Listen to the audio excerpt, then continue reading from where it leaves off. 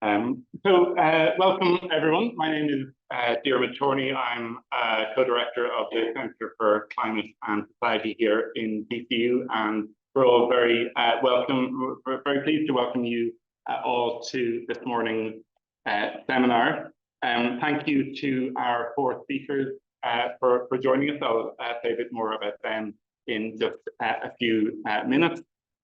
We have a mix here of DCU colleagues, current students on our Masters in Climate Change, some incoming students on our Masters in Climate Change who may be visiting DCU for the first time. We have a couple of alumni, and we have colleagues and friends from policymaking and civil society also. So you're all very welcome. And it was great when we had the initial conversations about this event back a couple of months ago. We were a little bit anxious about hosting an event on the 1st of September and whether invitations would get lost in people's email accounts over the holiday period in August. And we were really pleased with the level of interest and the attendance here. So thank you all for joining us. Today's seminar takes place in the framework of a Jean Monnet network, so an EU-funded network of universities across Europe focusing on the European Green Deal. It's called Green Deal Net, and it brings together research and teaching on various aspects of the European Green Deal, European climate and sustainability governance. And one of the aims of the network is to actively reach out to policy circles, to civil society and wider society. And so hopefully today's event is fulfilling that aim. We're delighted in particular to welcome Vilja Johansson, who is a PhD student from the University of Eastern Finland. University of Eastern Finland is one of the other universities within the Green Deal network. So when Vilja applied as part of the visiting researcher scheme within the network to come to Ireland, I could see very clear connections to policy debates and interest here in Ireland. So we're very pleased to be hosting Vilja for a few weeks here at the moment. The event hopefully is also timely and useful for work in policy and civil society circles. As you know, the debate around just transition is proceeding in Ireland. The programme for government concluded a commitment to establish a just transition commission, and I understand work is ongoing in that regard, including formation of an advisory task force this autumn.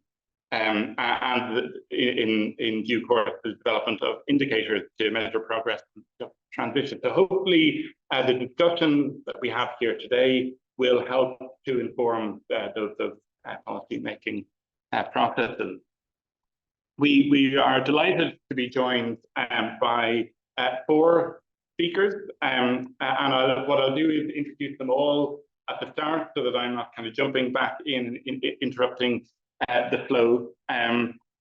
So our first speaker will be Vilja Johansson, who is a PhD student at the Centre for Climate Change, Energy and Environmental Law at the University of Eastern Finland, and as I said, a visiting researcher here at DCU, and I understand will be going on to Brussels to look at EU just transition processes after leaving us here in Dublin. Her research focuses on the evolving legal practices relating to just transition in international, EU and comparative law.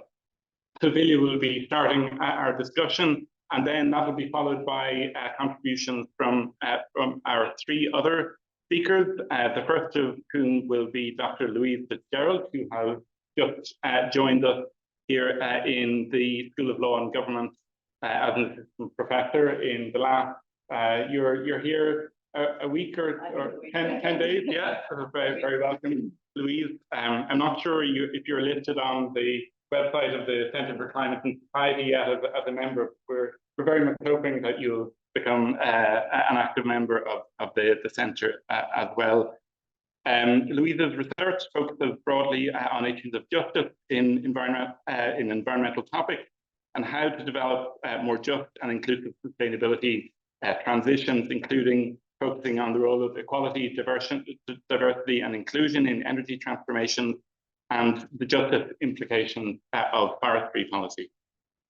Dr. Jeanne Moore also has a connection to us here in DCU. She's a policy analyst at the National Economic and Social Council and a member of the advisory board of our Centre for Climate and Society here in DCU.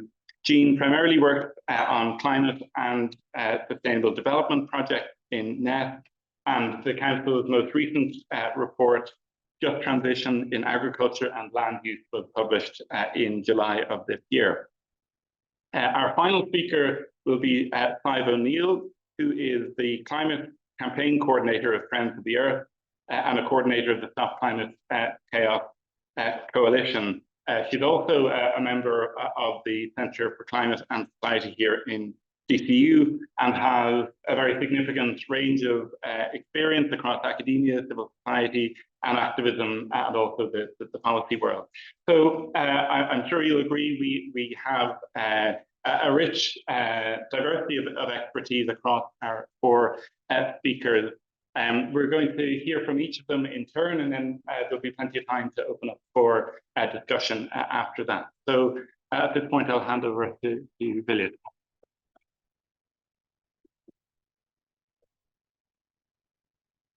Hi all, and thanks for the warm introduction. Really pleased to be here in Dublin, and really delighted to be able to speak in such great company. So yes, as the title indicates, I'll be talking about my research that focuses on the concept of a just transition, and especially on its on the use of the concept in framework laws on climate change. So yeah, shortly about the background. Why are we talking about a just transition? So as many of you will know, just transition is a concept that gained increased relevance in climate debates during the past years. It's a concept that I guess draws attention to the fact that even though climate measures are more than necessary, they do not affect everyone equally.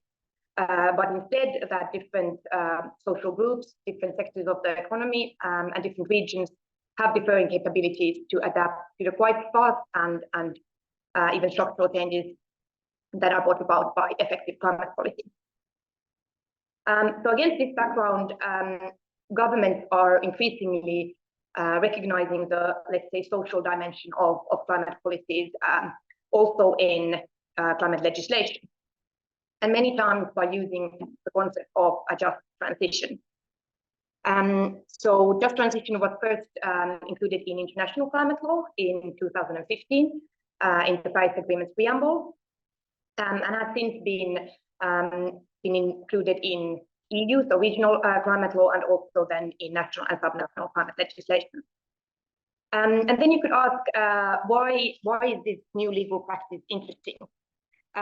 If you ask me, I'll have many answers, but I guess one of the answers is that, or the reasons is that there's still a lot of uncertainty relating to the concept, and it's quite a novel, let's say, legal practice.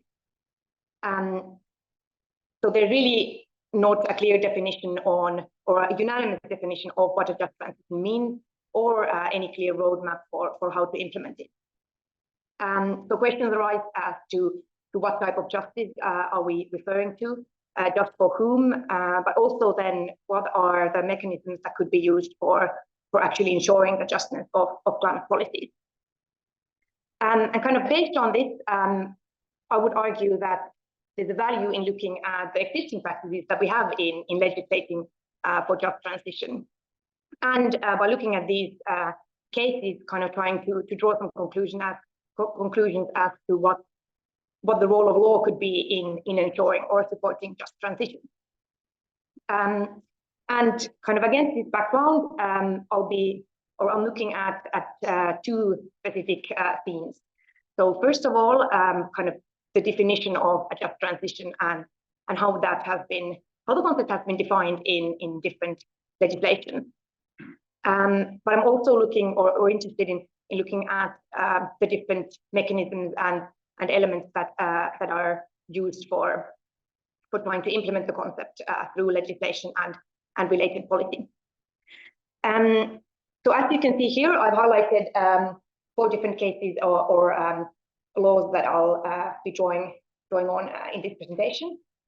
So first of all, the Scottish Climate Change Act from 2019, followed by the Irish and Spanish Act from 2021. And then I've also included the South African Climate Change Bill that was released last year, but still, as the work for the legislation is still ongoing, some of the aspects that I mentioned might still change. So that is good to bear in mind. But yeah, without further ado, let's go to the first part, so relating to the definition. As you can see here, I've highlighted the definitions of a just transition that can be found in the Scottish, Irish, and the proposed South African Climate Change Act. And as you can see, Spain is not included here, as Spain has not actually defined just transition in any explicit or even implicitly in their climate change law. I guess the first thing I would want to kind of highlight that comes out of these definitions is that there's a clear somehow understanding that there's really no just transition without a transition. So a low carbon or net zero transition is really seen as a prerequisite for having a just transition at all.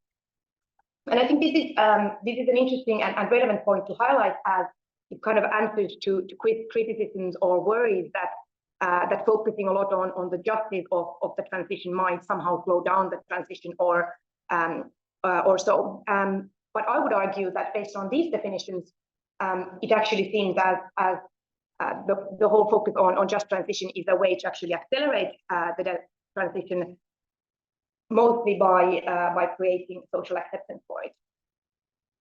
And this kind of goes on to the following point, that the concept of a just transition clearly kind of introduces a new social justice requirement to climate policy.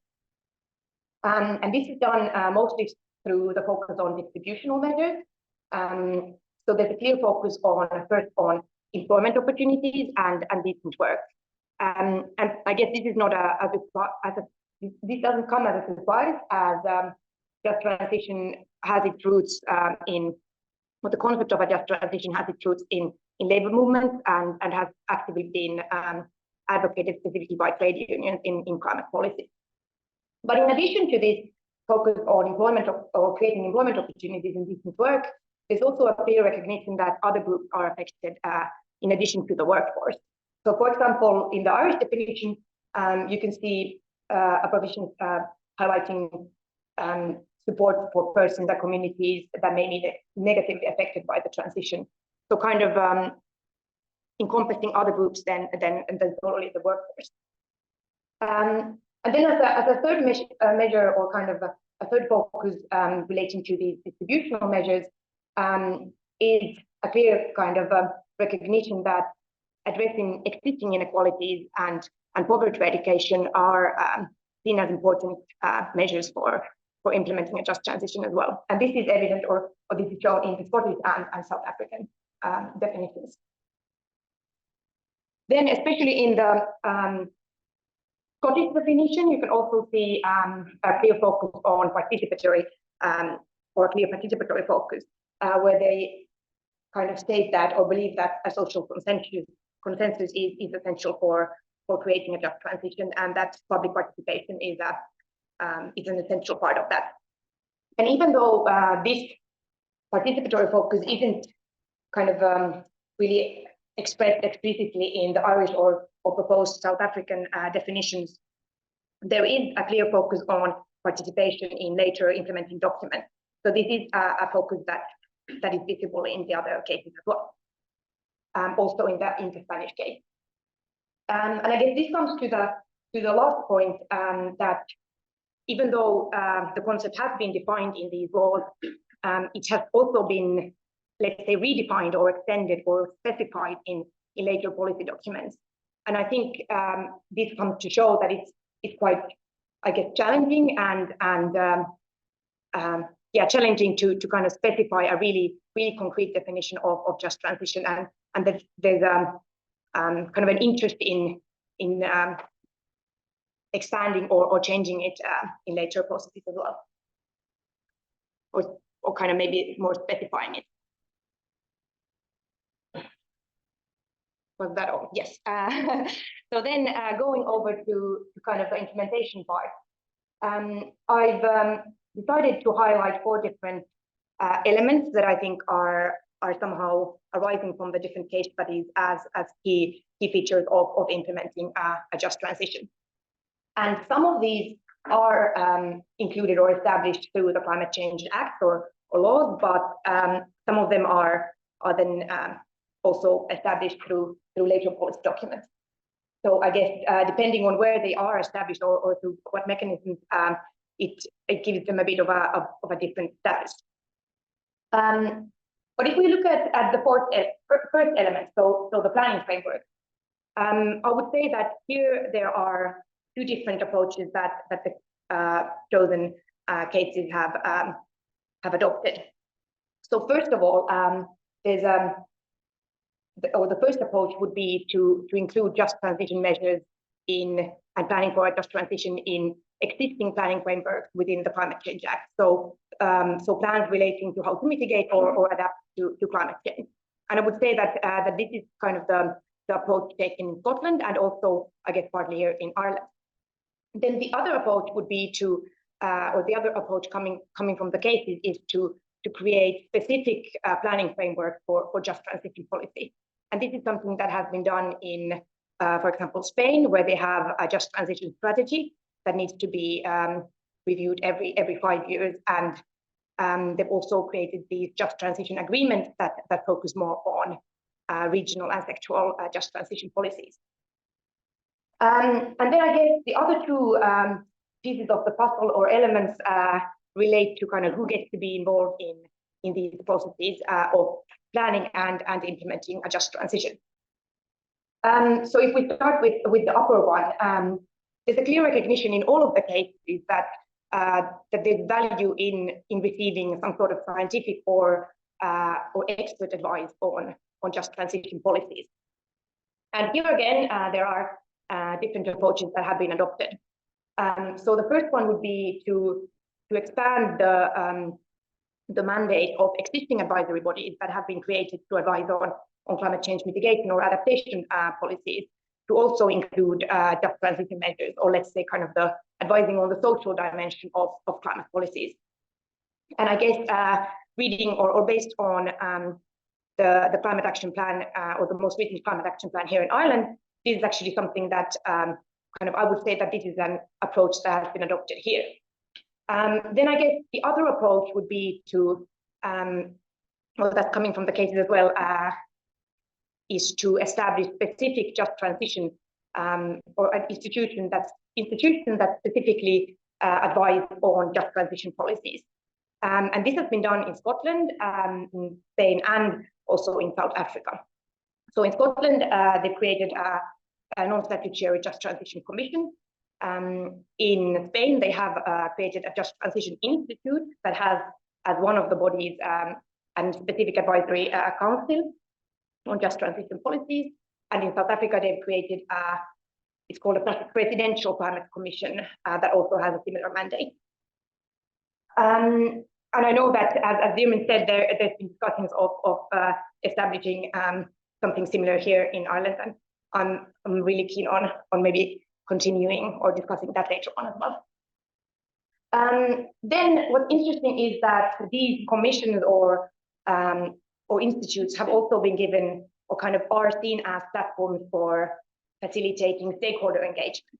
So in many cases, the councils or commissions are or have representation from different stakeholder groups.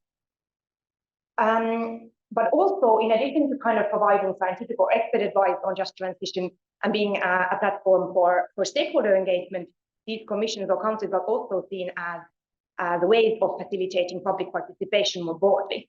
So, for example, creating platforms where public participation can take place, or then by actually doing research or going out and talking to people and asking how the transition is affecting them.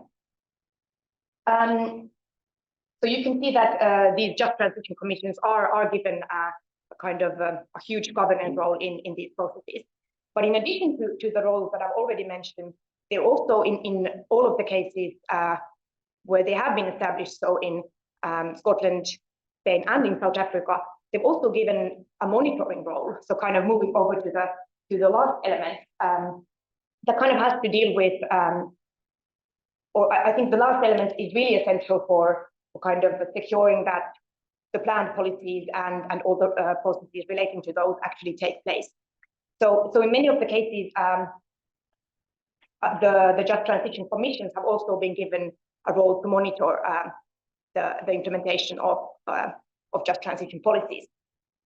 And then just as the last kind of point relating to report review and accountability, I think it's good to mention that in addition to these Just Transition Commissions or institutions, the Scotland has taken an approach to also explicitly connect just transition measures to the existing review or reporting review and accountability mechanisms that they have established in terms of climate measures in the Climate Change Act, which I think is also a kind of a good example of how these kind of all the accountability or scrutiny of just transition measures can also be strengthened, even in addition to these just transition commissions and institutions. I think I'll end there. Thank you, and looking forward to the discussion. So yeah, thank you so much, Diarmuid, for the invite. Yeah, for the really interesting presentation, which I think offers us a great comparative perspective of what's going on, and of course for all of you for being here today. So I'm very grateful to talk about, to have the chance to talk about just transition, and I'll be speaking today from my research, which, as Diarmuid has outlined, is really focusing on the questions of justice in environmental policy and in the transition, and particularly, as Diarmuid mentioned, drawing on my work on energy transitions and also forestry impacts in Ireland and the EU more broadly. So I'd like to focus in particular on what has been said already about the distributive impacts of the transition and bring in some perspectives which I feel are often overlooked in discussions of the just transition, particularly in Ireland, but are really essential knowledges that we have to reflect on and take into account if we want to achieve a just transition or perhaps any transition at all. So as we saw in the presentation, broadly the cause of just transition is about ensuring that the transition to low carbon societies is developed in an inclusive way. So NESC, based on the work of Jeanne and Jeanne Mercier, have proposed, I think, a really useful definition of a just transition, which is one that seeks to ensure the transition is fair, equitable, and inclusive in terms of processes and outcomes. So some of you might be familiar with just transition in Ireland, around how it has taken shape, for example, to help support areas of the Midlands, which have been dependent on peat, to transition their economies through programs such as training and reskilling. But I'd like to kind of span out from this a bit more and offer a kind of broader perspective of looking at the distributive impacts of how the transition is being pursued in Ireland at the moment. So speaking from my research, what I'm seeing is that certain communities, often in rural places, are being disproportionately impacted by how the transition is being pursued in Ireland at the moment. In Leitrim, for example, where much of my research has been based, communities are facing significant socially and environmental negative impacts, which are arising in the name of transition. And communities are really seeking to highlight these impacts and the broader impacts and injustices that are happening as a result of the transition approach. So I'm thinking here of places such as Dua Mountain, which is located in northern Leitrim, where there are plans to build 18 of the largest wind turbines in Europe on a mountain bog. And the local community, through groups such as Save Dua Mountain, are highlighting the ecological biodiversity impacts of the rare species that live in these areas, protected species such as the hen harrier, the community impacts and risk of landslides, as well as to local businesses, as well, of course, of the carbon impacts of building turbines on a bog, which we all know is one of our most important carbon sinks. Such communities in places like Leitrim are also facing the prospect of silver and gold mining, and there's dozens of mining prospecting licenses which have been already granted in these areas, with of course associated environmental and social impacts, yet which is being presented as necessary to give us the metals that we need for the transition to take place. And finally, these communities for decades have also been facing the ecological and community impacts of our approach to forestry in Ireland, which is predominantly non-native monoculture and industrial forestry, so rather kind of a crop of timber than how we might think of forestry. And for my research, which now for about 6 years has been visiting and speaking with communities in Leitrim, really I've heard from community members about the social isolation, the lack of access to land that's rising from forestry, as well as the really significant environmental and biodiversity impacts of this approach and this model of forestry, which groups such as Save Leitrim have been seeking to highlight. So across these examples, which really are reflected across the island of Ireland, we see that the impacts of the transition are unevenly distributed, and they're often impacting exactly those communities that have been historically marginalized. So this is very much counter to the ideas that we might have around fairness, equity, and justice in how we want to shape transition outcomes. And across the country, communities are protesting and seeking to resist these impacts. And my sense is that there's often a tendency to dismiss these voices, and particularly those voices coming from rural places, and to kind of point at the urgency that we need green energy, we need forests to deal with biodiversity and climate issues, we need mining for precious metals in the context of the transition. However, what I would contend is that these points of contest and these voices of communities facing the impact of how the transition is happening are really essential knowledges that we need to reflect on and listen to in terms of the shortcomings of current approaches. I think they offer us important points of reflection and also signs of how we could do things better and more just. There's just 3 things I'd like to reflect on of what I personally have learned from and seen within these communities. The first is what they really raise are important questions of justice, and has been brought up in the presentation of, who is this transition for? What is it for? And these communities really point to the fact that they're facing the costs of the transition through, for example, extensive wind turbine development, but this energy isn't benefiting them or their communities and is often going to urban centres. And as we know, things such as data centres, so which are incredibly energy intensive. So really they're posing very legitimate questions about, what are we doing? Whose interest is this serving? And really what society do we want when we're seeking to transition our society? They also point to the on-the-ground impact and the real need to pay attention to how the transition is happening right now, because the important point is if we don't pay attention to the shortcomings, these are going to be accelerated through, for example, EU programs like the Green New Deal, or our push at a national level to transition our society. I think the important thing is that it was brought up really comprehensively in the presentation is around the question of social consensus and social acceptability. And I think my sense is that we're losing people in how the transition is being approached. And for these people, it's often actually the state who's facilitating the negative impacts that they see through granting prospecting licenses, through pursuing wind turbine development and the particular model of forestry. So we're really, I think, unless we bear these in mind, we're really not going to have a transition, just or otherwise, because we're going to lose the people, and we're going to undermine the very important social dimension of the transition.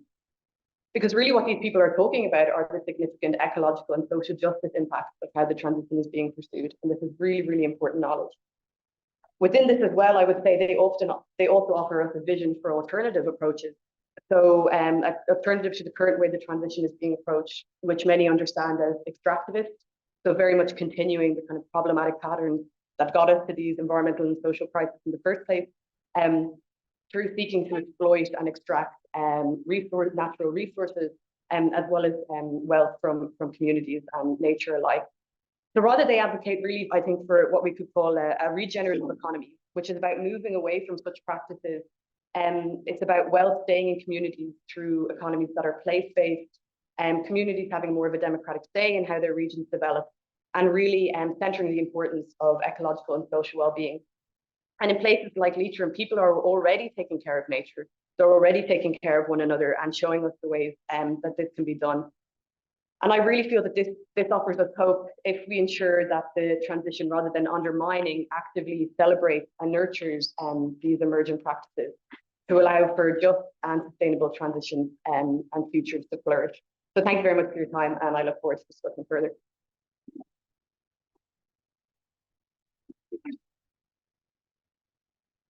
Thanks very much, Louise, for that insight into your assay research. Next up, we have Jeanne Moore.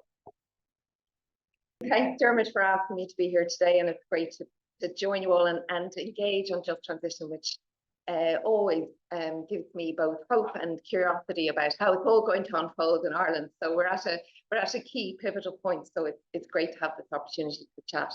And thanks, Vilja, for a really interesting, really comprehensive way and succinctly put of looking at just transition from that kind of, I suppose, the strategic legal perspective. And I think you did.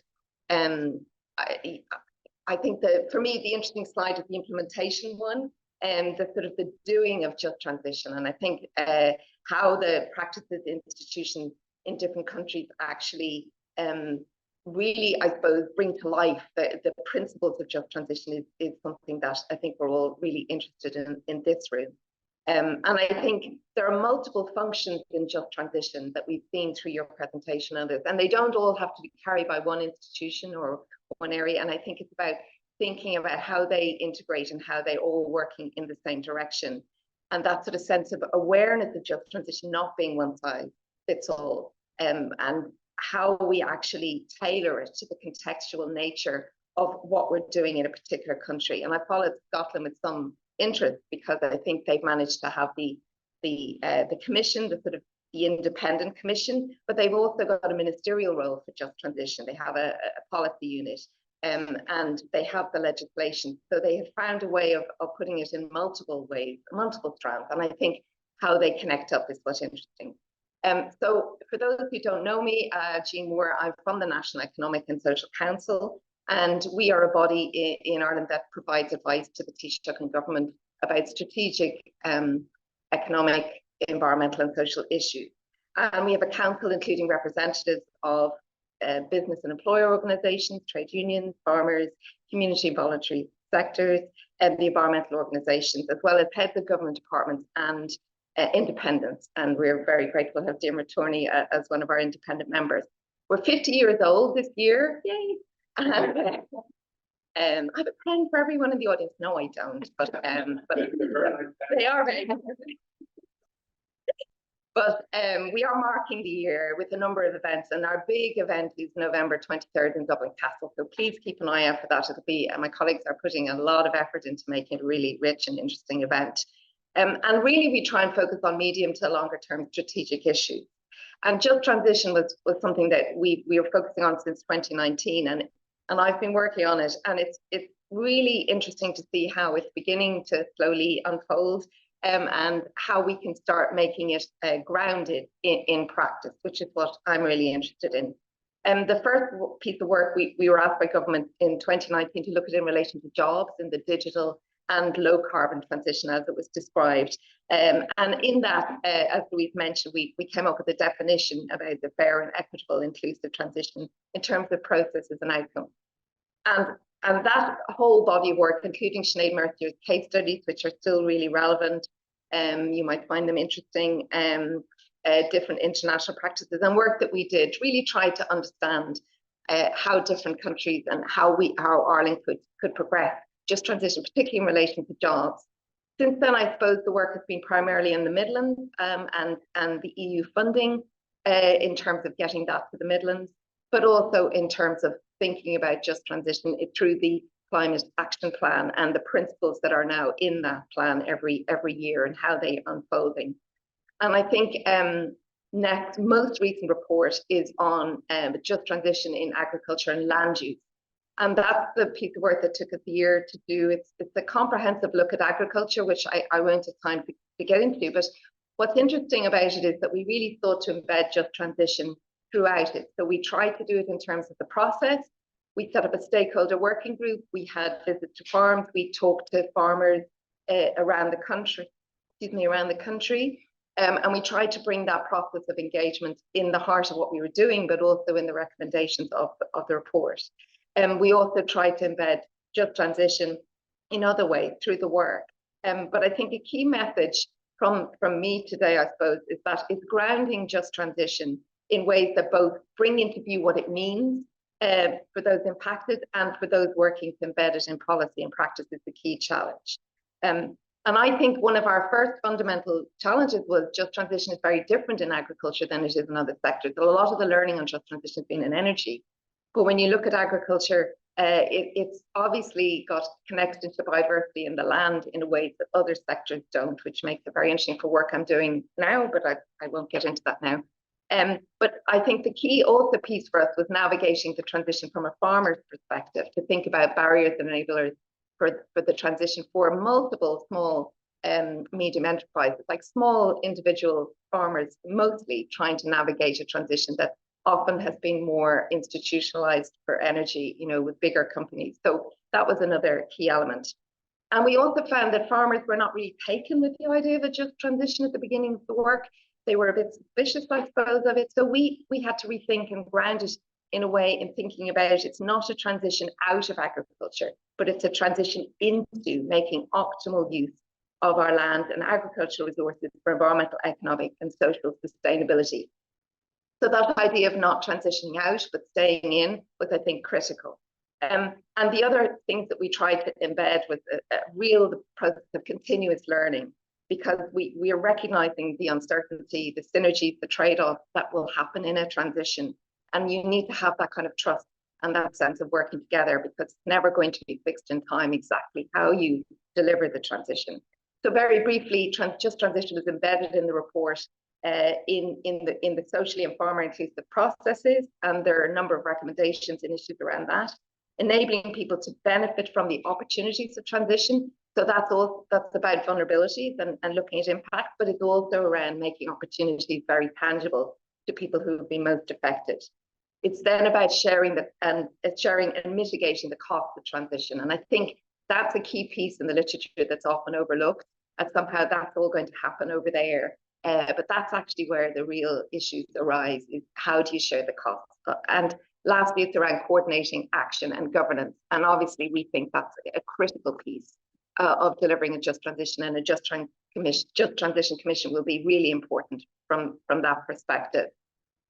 So I think the message from the report is that agriculture and land use, the sectors can increasingly be part of the solution to addressing urgent climate change and biodiversity loss.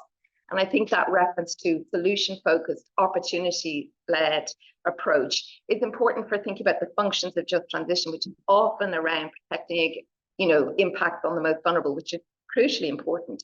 But I also think there needs to be a kind of anticipatory governance piece, thinking ahead to the risks and the opportunities that can enable transition to happen in a fair, inclusive, and just way. And lastly, I would just say that as well as the national focus of just transition, I'm also interested in the place-based approach. And I think it has to be people-centered, bottom-up, and place-based in many cases. And how do you do that in a way that links up the national with the local? And I think that's really important. So I'll stop there.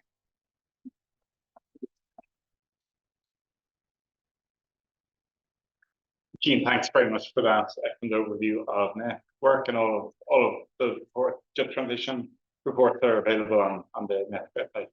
Sadhbh, over to you. Good morning, everybody. It's lovely to be here back in DCU for me. And thank you, Diarmuid. You introduced me as the Climate Campaign Coordinator for Friends of the Earth and Coordinator for the Stop Climate Chaos Coalition. But I think it would be more honest if I speak in a personal capacity, because I just wanted to be able to share some research that I conducted recently as well, that was in a sort of different capacity. This is a very timely conversation and very timely piece of research, because all across Europe, we're starting to experience a backlash against climate policies. And I think it's really important to bear that in mind, that the political context for implementing climate policy is becoming more and more difficult. And we could spend all day talking about why that's the case. But the real question I would have that we could maybe think about is the extent to which the concept of just transition, whether that's embedded in law or policy, can inoculate us as a population in some way against this backlash, how we can build support for climate policies, and how we can kind of re-establish kind of trust between the various actors and institutions. Because without getting into all the detail, and we could again spend all day talking about it, we are in trouble. We are in serious trouble. We are not going to meet our targets. We have a huge mountain of climate action ahead of us before 2030. And there's growing political opposition to the policies as they come into people's houses, your boilers, your car, your house, your farm, your land. All of these things are deeply threatening to people in many ways. And then you have the activities of bad actors, misinformation, disinformation, denial, and the kind of free-for-all that's exploding on social media at times. And all of that matters, because when we're talking about just transition, we're talking about concepts that they are readily understood and absorbed by people with the same interpretation. And I'm afraid I don't think that's the case. We have a situation as well, and it depends on the political context in different countries, where some political actors, particularly in the centre right and far right, are quite allergic to the concept of social justice in principle. So how do you bed it down in legislation and insulate the population in future by introducing the concept of just transition in law? Is it effective as a way of inoculating against those kind of trends? Now, I'll come back to some of those points, but what I wanted to do was just share with you, and it's kind of coincidental, to be honest. I had done a study for the Climate Change Advisory Council over the last 8 months on carbon budgeting, looking at a select group of countries that include UK, Denmark, the Netherlands, France, New Zealand, Finland, and the EU as a whole. And I was looking at carbon budgets, but when I was doing the study, I also looked at just transition and how that featured in the different framework laws. So I'm just going to run through some of the examples of how they feature, because they're kind of a bit of a spoiler alert for your next piece of work, but they're also different to the countries that Vilja has already mentioned, including Finland to start with, for example. There's no mention of just transition, but there is a reference to ensuring sustainable development. And even though the Google Translate might not have been brilliant, the way it comes to me is justice of the climate measure, which is a kind of funny phrase in English, but I don't know, maybe there's a better translation of that. And in 2021, the Finnish Climate Change Panel actually produced a report on justice in climate policy. And again, we haven't seen that coming from our Climate Change Advisory Council, so it will be an interesting way or an interesting direction for them to take. In France, there are measures under an ecological transition contract to support fossil fuel dependent regions. But I think the more interesting example is probably in the case of the Netherlands. There's no reference to just transition in the law, but it has had a very interesting political context in the form of climate agreements that are done on a sectoral basis. And these were actually strengthened after a campaign to ensure that there was fair costs of climate implementation incorporated into the agreements. And these agreements led to the Dutch target for 2030 being increased. But of course, the interesting thing in the Netherlands case is, of course, the sense on the one hand that the stakeholder dialogue piece left ordinary citizens behind. So there was a backlash against the stakeholder dialogue. And then, of course, we had the emergence of the BBB party more recently in the regional elections, which again is trying to push back against this idea of elite stakeholders, which is not now just government institutions, but elite environmental groups and what have you, doing deals over the heads of the public.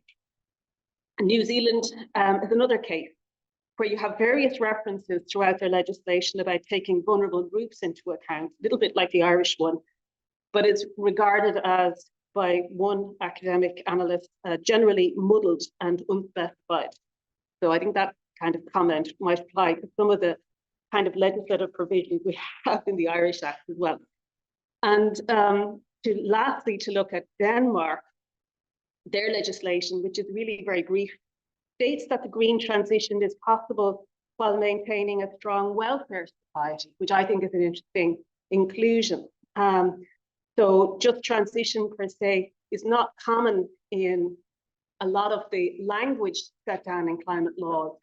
And it seems to be understood in a variety of different ways. So one of the things, again, when you look at the European climate law, is that the European climate law refers to fairness and solidarity as principles, and then it refers to loads of other kind of EU speak about regions and the differences between member states. So it has a different take on just transition, but clearly has developed a financial mechanism to support just transition. So basically, we're coming back to some of the questions that in a way, Louise and Jeanne have already answered about how do we define just transition? What does it mean? And I suppose my contribution is really that just transition is often conflated with lots of other concepts around social justice, environmental justice, distributive justice, and it creates a number of interpretive possibilities. But rather than getting caught up, and I studied normative political philosophy, rather than getting caught up in the normative potential, I think we have to look at the political context and the institutional context in which these principles are going to be operationalized, because that's ultimately what really matters on the ground. So what I'm suggesting is that while we need to take from the experiences of other countries, we need to define just transition in Ireland in ways that make sense to us, that people understand. For example, I have a kind of an instinct about this, and I'd love to hear what people think, that the word fairness means something more tangible to people than the concept of justice in ordinary language. We could speak all day about what justice means, and of course it matters. So the establishment of a task force now, which is the next step in the Irish context, gives us the possibility to tease out some of these options before we embark on the establishment of a formal just transition commission. But I think we need to learn from a lot of the lessons that have been experienced by the Just Transition Commissioner already in the past few years. And one of them is, and I'm not the expert here, there are many of you who actually are more familiar with the details, but my sense is that there's on the ground institutional overlap, multiple mandates kind of potentially conflicting or tripping over each other. There's a demand side issue in terms of, do people want to just transition? Are there people who want to be reskilled, retrained, and all the rest of it? Funding is not the problem, which is interesting. We used to have that as the major obstacle to everything in Ireland, but now we don't have funding as an excuse. So we need to tease out what the political issues are, and we need to perhaps slow down some of the agencies that are galloping ahead, for the moment particularly, slow them down so that they're moving at the same pace as everybody else. So sorry, my comments are a little bit scattergun. I'm really excited to be here and hope that we can get into some conversation. Thank you.